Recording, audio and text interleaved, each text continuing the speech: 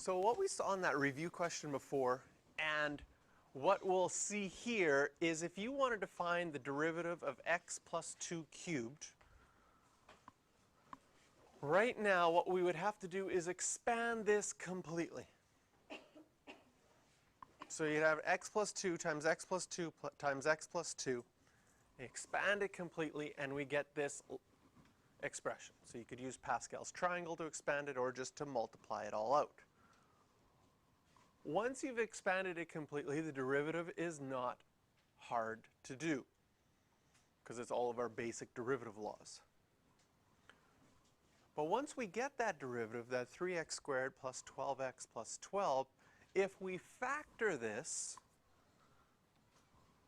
we notice that we get 3x plus 2 all squared. And so you start to think, well, maybe I could just do my regular power law, right? Because what does my power law say? Bring the 3 in front, and then take away 1 from the exponent. Well, it seems to work in this situation. And what the chain rule is going to get us to look at is what happens when we have a function inside of another function. So in our case, with this notation, the g of x is a function inside of f. And in our example right now, what we could say is that our g of x function is x plus 2. And our f of x function is cubing something. Can you see that the x plus 2 is inside of something getting cubed? So one of the things that is going to help us with the chain rule is being able to recognize when is something an inside function and what is the outside function. Now, looks like this derivative was pretty easy, because all we had to do was bring the 3 out in front and then subtract 1 from the exponent. So the question is, does that always work? Well, this isn't in your notes, this next example, but we'll just go through it. You don't have to write it down. If you want to write it down later, you can. But again, if I expanded this completely using Pascal's triangle and binomial theorem for expanding it, this is what you would get. And if you took the derivative of this, you would get 24x squared plus 24x plus 6. Factoring this, I could take out a 6, and then what's left inside, sure enough, is 2x plus 1, the same as what we started with. And so our final answer is 6 times 2x plus 1 squared. Now, if we look at writing 2x plus 1 cubed like we would before, if we would just bring the 3 out in front, it doesn't quite match. There's an additional 2 that needs to be multiplied by it. So the question is, where does that 2 come from? So it seems like we can use some of our old laws, like bringing the number out in front and subtracting 1 from the exponent, but now we've got an extra 2. So what a mathematician would do is say, well, let's do a whole bunch more of these. Now, we only have a certain amount of class time, so let's say we did this a whole bunch more times, especially this second one to the power 40.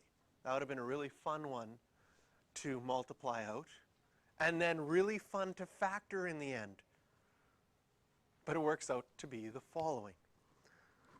So we notice that that pattern of, hey, we can subtract 1 from the exponent and the number goes out in front seems to be there.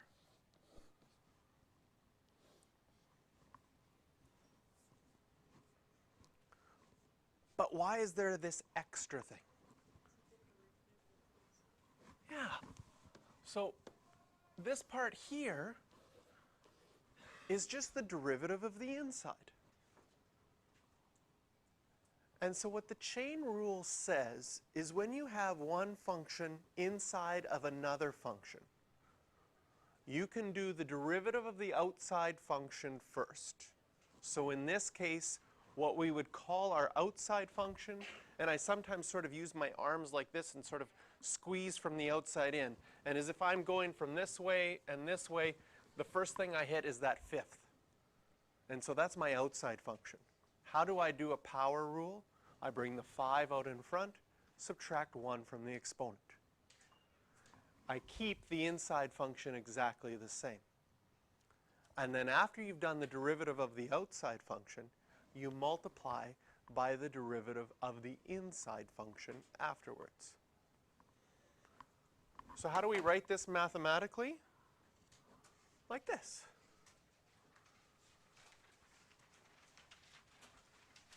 So if y is a function of u,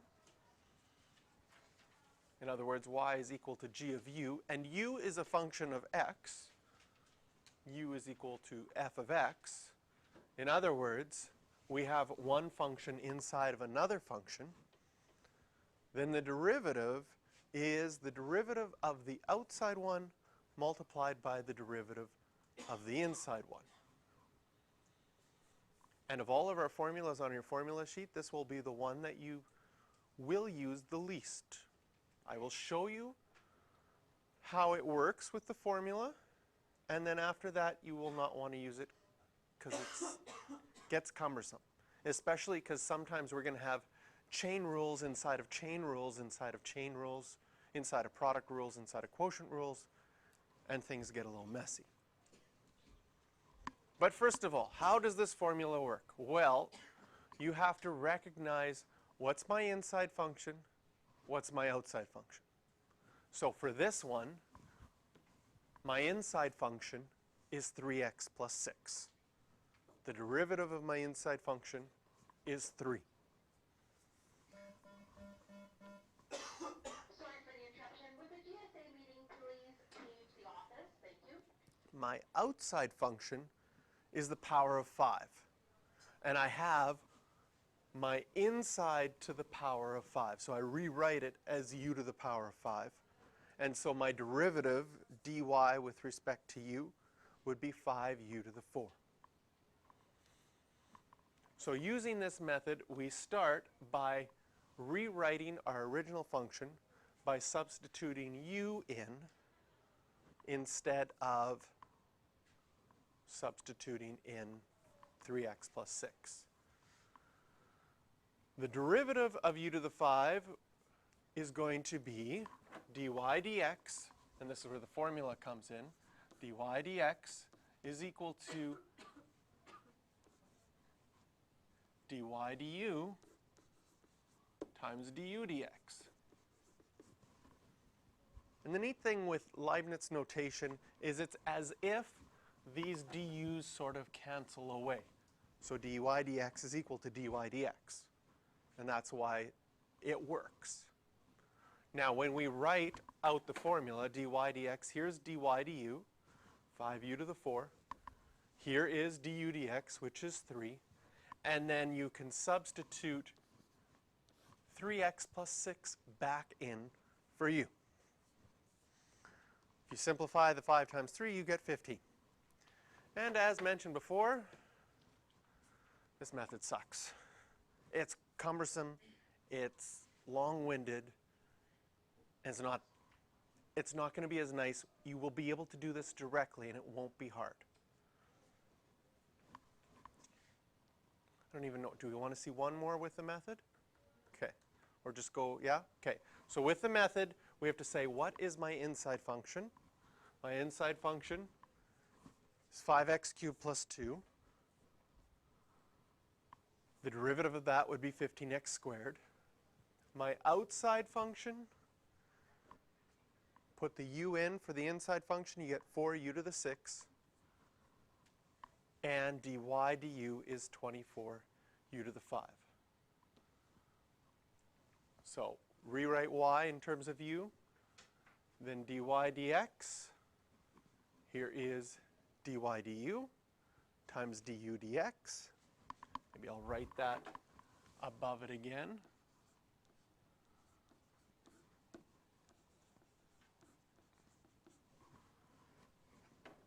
And substitute back.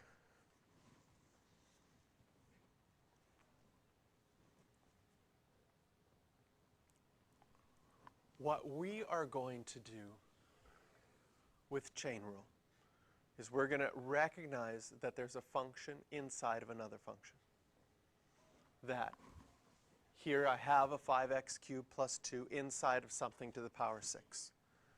And we're going to do the derivative of our outside function first. In other words, we're going to take that 6, bring it out in front, multiply by that 4, and subtract 1 from the exponent. And the nice thing about the chain rule is you do one little step at a time.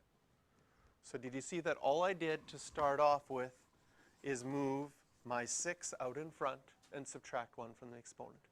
The inside doesn't change. And then after doing your outside derivative, you multiply by the derivative of the inside. What's the derivative of the inside? 15x squared. And so that's how we're going to do it without writing out all this extra stuff. But it's going to take some practice to recognize what is the function that's inside, what is the function that's outside, and you have to be patient. Don't do too many derivatives at once, one step at a time. So notice that we brought the 6 out in front. The 5x cubed plus 2 didn't change. All we did was that first little step. And then we multiplied by the derivative of the inside.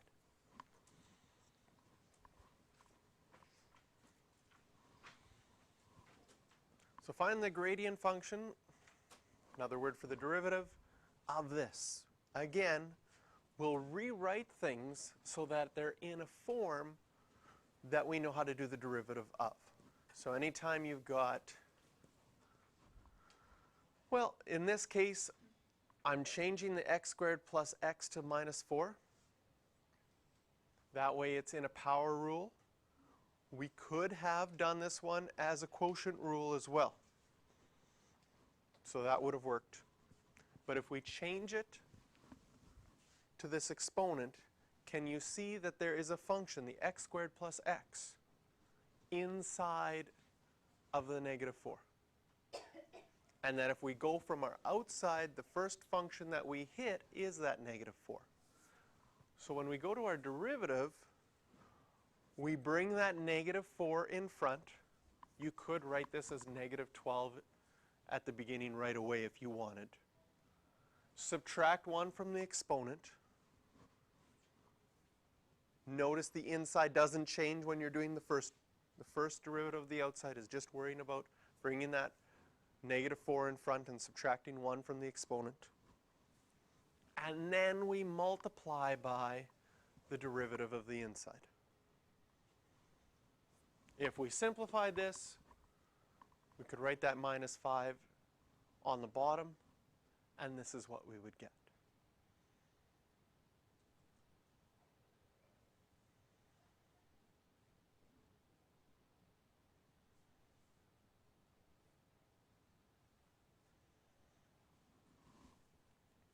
So let's say you're doing this question and you don't think about putting that negative 4 to the top. Instead, you said, we're dividing. If I'm dividing, I can use the quotient rule. What would happen if I did that? Is it wrong? No. I'll show you what it looks like. And that's sometimes the nice thing and sometimes the not so nice thing about derivatives is you might have more than one choice on how you want to approach it. And some will be longer than others, and some will be more complicated to simplify. But let's say we think of this as the quotient rule. What does the quotient rule say? The quotient rule says keep the bottom the same. So I'll have x squared plus x to the power 4 multiplied by the derivative of the top. What's the derivative of the top? 0. Subtract, keep the top the same, multiply by the derivative of the bottom. Well, the derivative of the bottom is a chain rule. How do we do that chain rule? The 4 would come out in front, keep the inside the same, subtract 1 from the exponent, and then multiply by the derivative of the inside, which is 2x plus 1. Over what happens on the bottom in the quotient rule? You square the bottom. So we had x squared plus x to the 4. We would now have x squared plus x to the 8. These two answers are the same. Can you see that they're the same? Okay, first of all, the 0 would go away. Does it make sense that all 3 of these are going to cancel with 3 of these on the bottom, and you'll be left with 5? And you'll have as your final answer a negative 12 times 2x plus 1 over x squared plus x to the 5. So whether we use the quotient rule or whether we manipulate things at the beginning to use the chain rule, your answer will come out the same.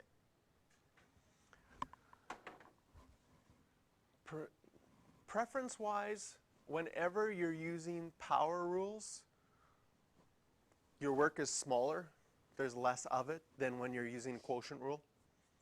So that's why the top method is a little bit cleaner, but both of them are fine.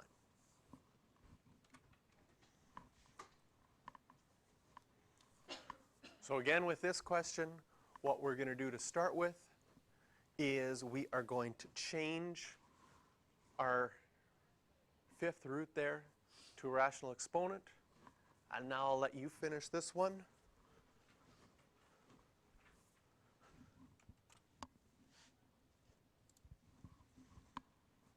So we bring the 1/5 in front. Did you correctly subtract 1 from the exponent? Keep the inside the same.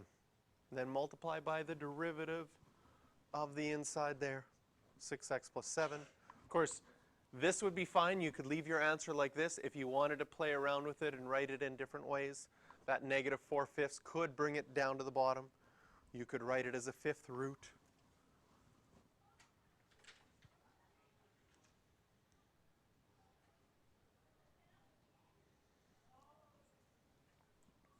And so far, we've been dealing with polynomials inside. But we could expand this to include any of the functions that we've done so far. And although we're doing all this, it's also good to keep in mind, what have we just figured out? Well, we've got this equation, which is really the fifth root of 3x squared plus 7x. That's probably a pretty crazy graph. Okay? And now, this is the equation for any slope at any point on that graph, which in itself is a pretty crazy graph.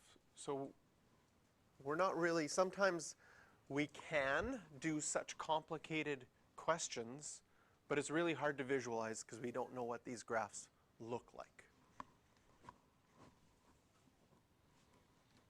So what we talked about in that last one, changing our radical to a rational exponent, which we've seen a fair bit already. And then we can do the chain rule just like any other ones. Now things get a little bit interesting when we start to go to sine and cos. Because you know how I sort of had my hands off to the side and said, look for your outside function? When you go from the left and right, you hit sine before you hit the squared. Because when we write sine squared, we write the 2 in the inside so we don't have to put brackets. But you have to imagine this. This is really sine x all squared. So when we hit our outside function is actually that power of 2. So how do we do the derivative of chain rule? The 2 would come out in front. Subtract 1 from the exponent, which would just leave you with sine x to the power 1. Then what's the derivative of sine? It's just cos. So we get 2 sine x cos x. That's our inside. Anybody recognize this? Could you write this as something else? Yeah, it's one of your identities.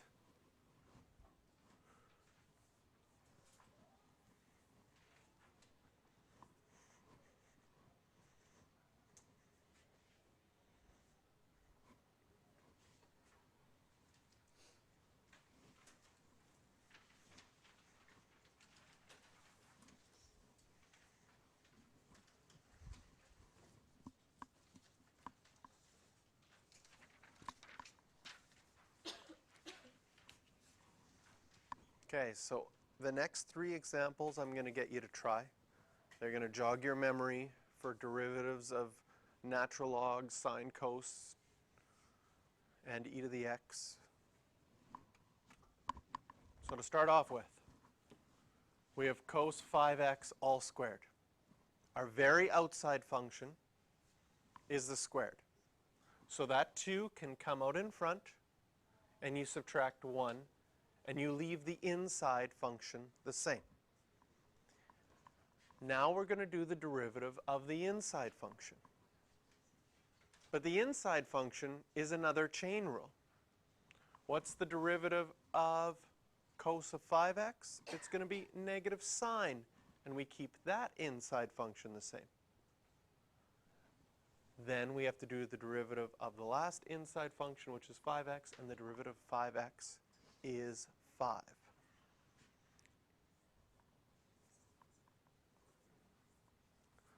So to color code, originally, this is my farthest outside function. Then the cos 5x is inside of that, but the 5x itself, that's kind of dark, is inside the cos 5x function. So we have an outside function which is squared, and then cos of 5x is our inside function. Then when you have to do the derivative of this inside function, it's another chain rule. So now we say, well, now what's the outside function? Now the outside function is cos, and the inside function is 5x. So what's the derivative of cos? The derivative of cos is negative sine, and we keep the inside function the same.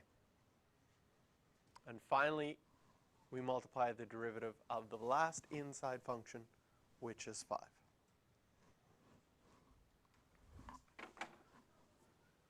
So you will find that there's going to be, as in this case, a chain rule inside of a chain rule. And sometimes you're going to have a chain rule inside of a product rule, or a chain rule inside of a quotient rule. Or you might even have a chain rule inside of a chain rule inside of a chain rule inside of a chain rule. And they just get longer and longer and longer and bigger and bigger and bigger. And if you wanted to rewrite this one in a different way, you could, but that's just playing around with your identities.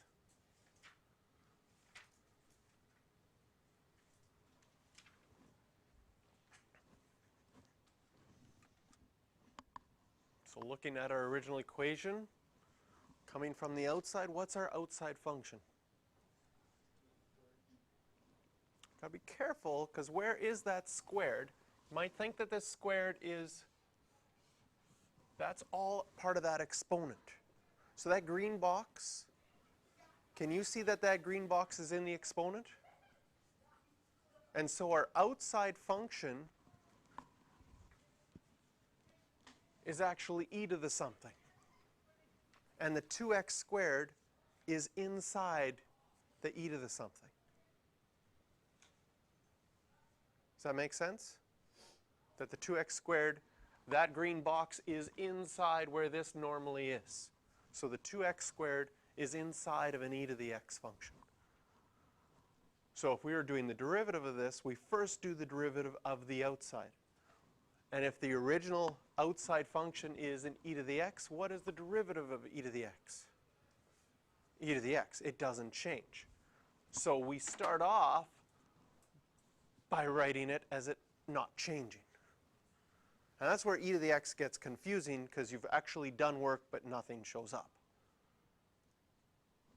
Then we multiply by the derivative of the inside, which is that 2x squared.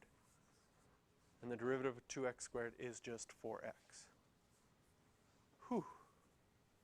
So it takes some practice to really see what is my inside function, what's my outside function. To imagine I have an e to the x, but instead of where the x normally is, I have something else written there for it. And that's what puts it inside of that function. So this one is very similar.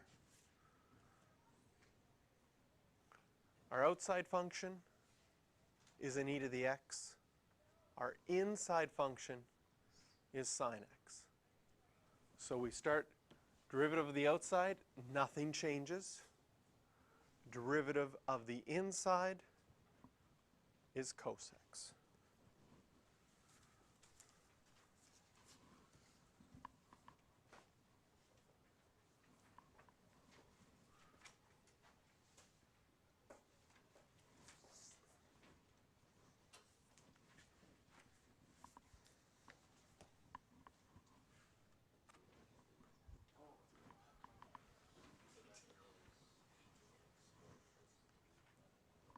So for the most part, you won't be asked to simplify these, so this will be fine. You can write dy dx as a derivative. The 1/2 comes out in front. Subtract 1, you'll get -3/2.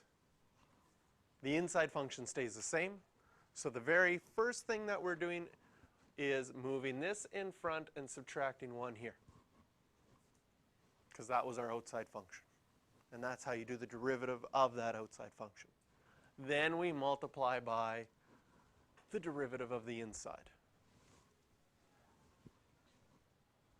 If you wanted to rewrite this with the half on the bottom and change the -3/2 to a square root of something cubed, you could.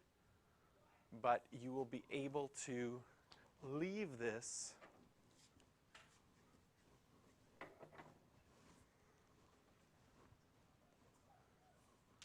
like we have in that second line.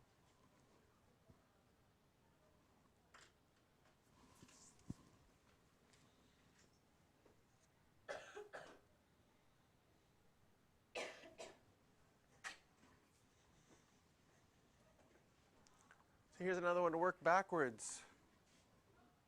Working backwards is going to be a complicated thing later on, because you have to be able to recognize what may have happened first.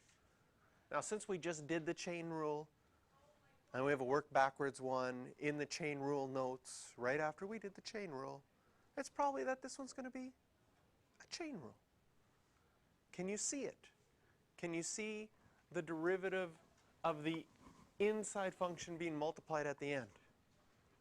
So what would the original one have looked like?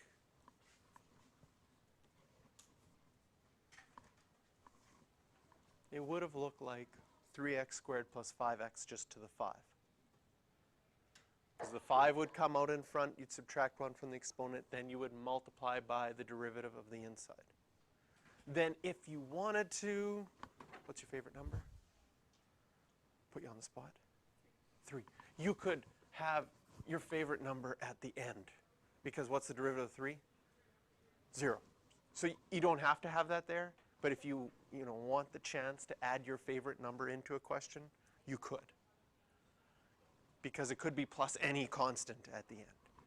So if you feel like certain numbers have been underrepresented in math classes, this is your opportunity to put them in. Right? The numbers between 1 and 10 get used so much more. This might be your chance to put in 352, because it hasn't been used for a while. But you don't need to. Later on when we do these ones and we work backwards, you're going to find out that we always have to go plus c to say that there could be any constant number there at the end. But we don't know what that number is. So we're going to be doing questions like these work backwards more formally later on. And then you would have that. But for right now, it just says find a function. So any answer would be fine. Last one here is an old exam question. It's long-winded, but it's trying to guide you along the way. And we'll find this out on some exam questions. They want you to do little bits of work so that later on you can use the work you did earlier to help you with the next part of the question. So what we do in part A and part B, or part A, I, and II, is going to help us in part B.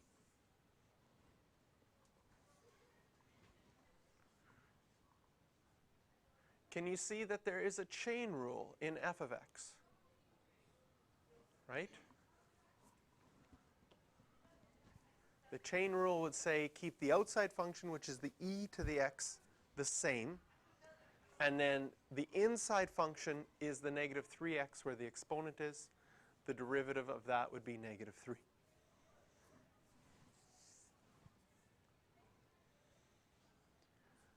The second one, if you think of it as a chain rule, can you see that the inside function's derivative is 1?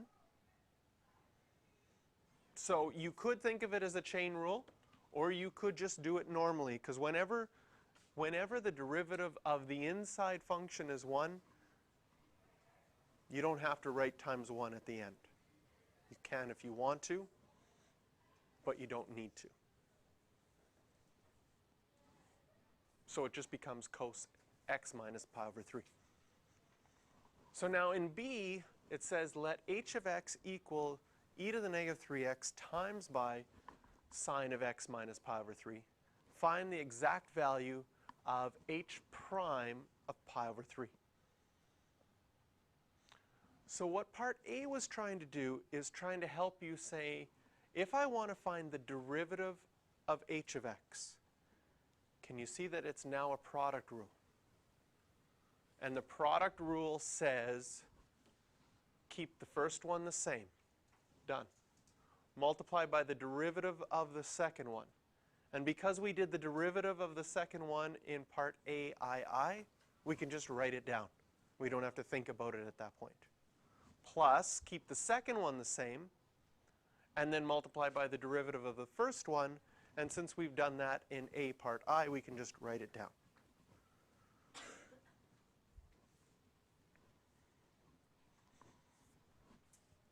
And now we can plug in pi over 3, simplify things.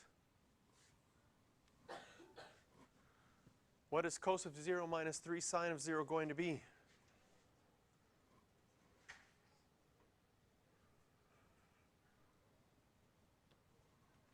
Just 1. Because cos of 0 is 1, sine of 0 is 0. So our slope of our tangent at pi over 3 on this function is e to the negative pi.